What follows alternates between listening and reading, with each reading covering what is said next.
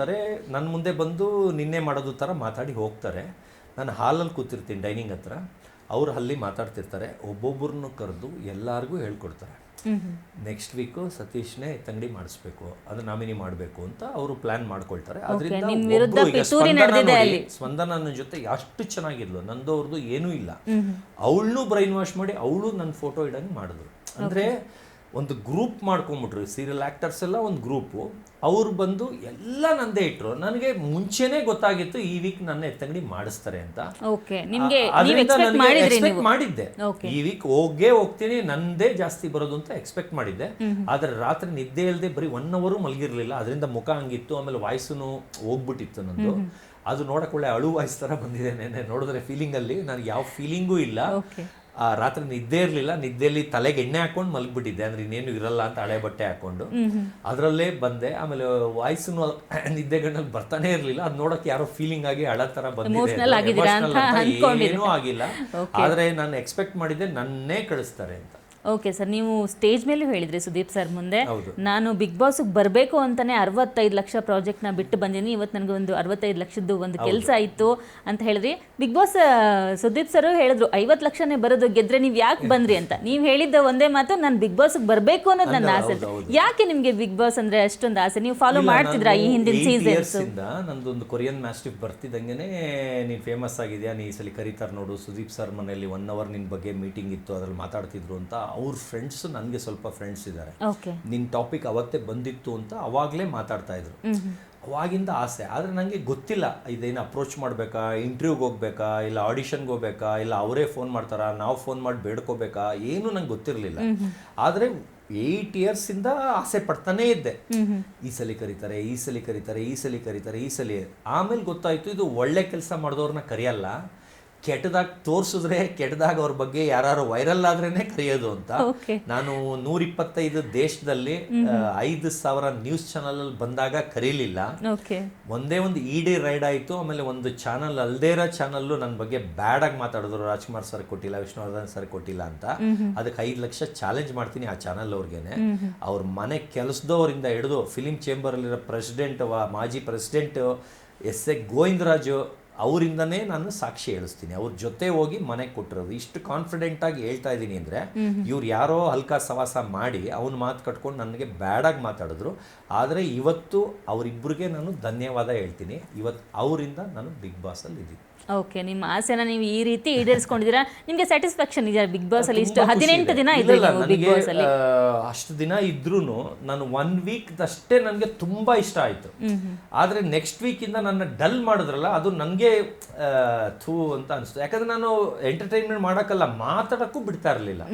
ಮಾತಾಡಿದ್ರೆ ಆಯ್ತು ಅಂತ ಗಿಲ್ಲಿ ಅವರು ಇವರೆಲ್ಲ ಅಲ್ಲಲ್ಲೇ ಸ್ಟಾಪ್ ಮಾಡಿಸೋರು.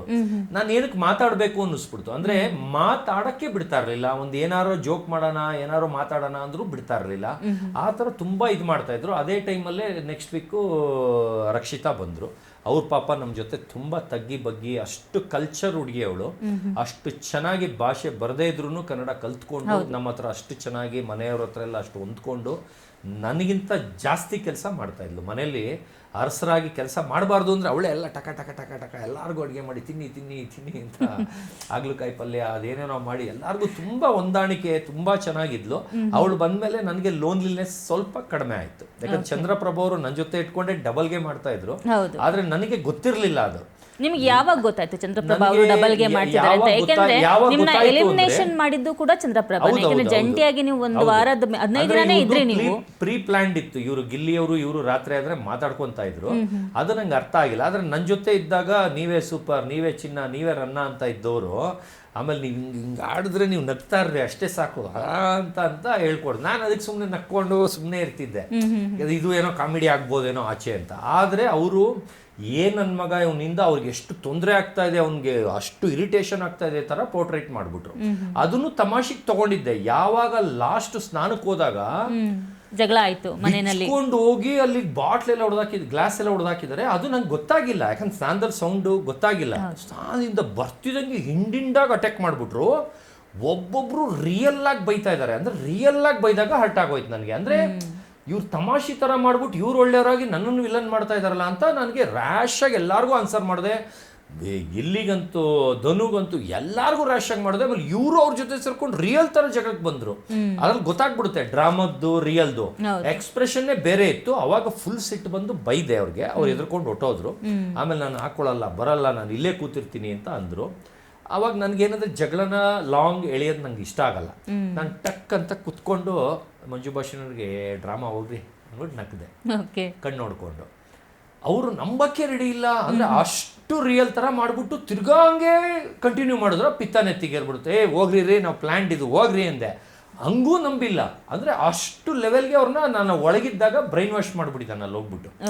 ಆಮೇಲೆ ಗೊತ್ತಾಯ್ತು ಅಲ್ಲೇ ಕಣ್ಣೀರ್ ಹಾಕೊಂಡ್ರು, ಗ್ಲಾಸ್ ಹೊಡೆದ್ರು ಅನ್ನೋದು ಆಮೇಲೆ ಗೊತ್ತಾಯ್ತು. ಅಂದ್ರೆ ಅಲ್ಲಿ ಏನಾಗಿರೋದು ಆಮೇಲೆ ಗೊತ್ತಾಯ್ತು. ಆಮೇಲೆ ಮನೇಲೆಲ್ಲ ನನ್ನ ವಿಲನ್ ತರ ನೋಡಕ್ ಸ್ಟಾರ್ಟ್ ಮಾಡಿದ್ರು. ನನಗೆ ಸಿಟ್ಟಾಗೋಯ್ತು. ಅಂದ್ರೆ ಒಳಗಡೆ ಯಾವುದೇ ಟಾಸ್ಕ್ ಅಲ್ಲೂ ಕೂಡ ನೀವು ಆಡ್ಲಿಕ್ಕೆ ಆಗ್ಲಿಲ್ಲ. ಯಾಕಂದ್ರೆ 2 ಟಾಸ್ಕ್, ಮೊದಲನೇ ಟಾಸ್ಕ್ ಆಡಿ ಗೆದ್ರಿ, ಬಟ್ ಅದೊಂದೇ ಟಾಸ್ಕ್ ಸೀಮಿತ ಆಗ್ಬಿಟ್ರ. ಯಾಕಂದ್ರೆ ಸ್ಪಂದನ ಅವರು ಇನ್ನೊಂದು ಅಲ್ಲ, ನಿಮ್ಮನ್ನ ಟಾಸ್ಕ್ ಇಂದ 1 ವಾರಗಳ ಕಾಲ ಹೊರಗಡೆ ಇಟ್ಟಿದ್ರು ಈ ಲಾಸ್ಟ್ ವೀಕ್ ಅಲ್ಲಿ. ಈ ವಾರ ಟಾಸ್ಕ್ ಆಡಂಗಿಲ್ಲ ನೀವು ಮತ್ತೆ ಧ್ರುವಂತ್ ಅವರು ಅಂತ ಹೇಳಿದ್ರು. ಸೊ ಅದು ನಿಮ್ಗೆ ಒಂದು ಡ್ರಾಬ್ಯಾಕ್ ಆಯ್ತಾ? ಟಾಸ್ಕ್ ಗಳಲ್ಲಿ ಜಾಸ್ತಿ ಆಡ್ಲಿಲ್ಲ, ಜಾಸ್ತಿ ನೀವು ಅಗ್ರೆಸಿವ್ ಆಗ್ಲಿಲ್ಲ ಬಿಗ್ ಬಾಸ್ ಮನೇಲಿ, ಇದು ಒಂದು ನಿಮ್ಗೆ ಡ್ರಾಬ್ಯಾಕ್ ಆಯ್ತಾ? ಟಾಸ್ಕ್ ಅಲ್ಲಿ ಒಂದಕ್ಕೆ ಮಾತ್ರ ಡ್ರಮ್ ಮೇಲೆ ನಡ್ಕೊಂಡು ಹೋಗೋದಕ್ಕೆ ಹಿಂದೆ ಇಟ್ಟು ಬಿದ್ವಿ. ಏನಕ್ಕಂದ್ರೆ ಅವ್ರಿಗೆ ಮಂಡಿ ಆಗಲ್ಲ ಅಂತ ಡ್ರಾಮಾ ಮಾಡ್ತಿದ್ರು. ಅದು ಅಲ್ವ ಸುಳ್ಳಂತೆ, ಮಂಡಿನೂ ನೋವು ಒಂದು ಸುಳ್ಳಂತೆ.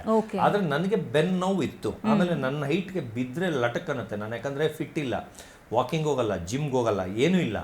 ನನಗದು ಕಷ್ಟ ಅನ್ನಿಸ್ತು. ಅದೊಂದಕ್ಕೆ ಬೇಡ ಸರ್ ಏನಾರ ಅಂದರೆ ಅವರು ಮಂಡಿ ನೋವು ಅಂತ ಆ್ಯಕ್ಟಿಂಗ್ ಮಾಡೋರು, ಮಾತಿತ್ರ ಮಂಡಿ ನೋವು ಅನ್ನೋರು. ಬೇಡ ಸರ್, ಇದು ನಮ್ಮ ವೆಯ್ಟ್ಗೆ ನಮ್ಮ ಹೈಟ್ಗೆ ಅಲ್ಲ, ಇದು ಏನಾರ ಬಿದ್ದರೆ ಹೆಚ್ಚು ಕಡಿಮೆ ಆಗುತ್ತೆ, ಬೇಡ ಅಂತ ಅದು ಒಂದು ಗೇಮ್ಗೆ ಇದು ಮಾಡಿದ್ವಿ. ಅದು ಬಿಟ್ಬಿಟ್ಟು ಇನ್ನೊಂದು ಕಂಬಿ ಮೇಲೆ ನಡ್ಕೊಂಡೋಗಿ ಅದು ಜೋಡಿಸ್ತೀವಲ್ಲ, ಬೀಳ್ಸಿದ್ರೆ ಎಲ್ಲ ಲೈನ್, ಅದು ಆಡಿದ್ದೀನಿ. ಸ್ವಿಮ್ಮಿಂಗ್ ಪೂಲ್ ಆಡಿದ್ದೀನಿ, ಎರಡೂ ಆಡಿದ್ದೀನಿ. ಅಂದರೆ ನಮ್ಮ ಬ್ಯಾಡ್ ಲಕ್ಕು ಅದ್ರ ಡೂಪ್ಲಿಕೇಟಲ್ಲಿ ಗೆದ್ವಿ. ಅದು ಸೋಲಿಸ್ಬೇಕಿತ್ತು, ಗೆದ್ವಿ.